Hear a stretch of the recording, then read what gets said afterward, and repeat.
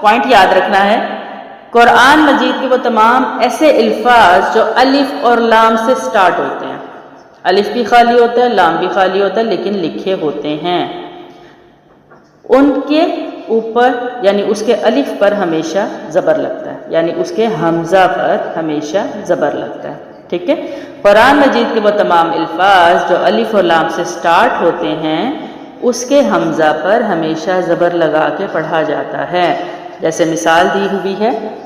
الرحمن۔ اب یہاں پر الف اور لام خالی ہے، لیکن چونکہ ہم اصول پڑھ رہے ہیں کہ الف اور لام سے جو حرف یعنی جو لفظ سٹارٹ ہوتا ہے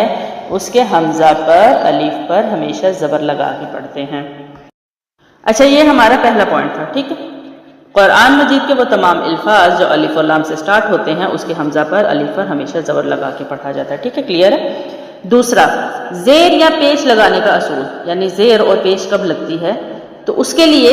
یہاں پر ایک ہی پوائنٹ، یہاں پر تیسرا پوائنٹ بھی انہوں نے دیا ہوا ہے، لیکن میں دوسرے پوائنٹ میں ہی سارے تینوں پوائنٹ کور کر دیتی ہوں، جو کہ میں شارٹ میں کرواتی ہوں۔ اگر آپ شارٹ کرنا چاہتے ہیں شارٹ بھی کر سکتے ہیں، لانگ کرنا چاہتے ہیں تو اس کا لانگ طریقہ بھی ہے، یعنی اس کو مزید ڈیٹیل کے ساتھ،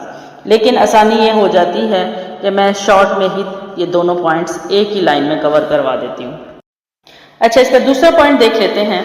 قرآن مجید کے وہ تمام الفاظ جو صرف الف سے شروع ہوتے ہیں، یعنی اگلا حرف لام نہیں ہوتا، اس میں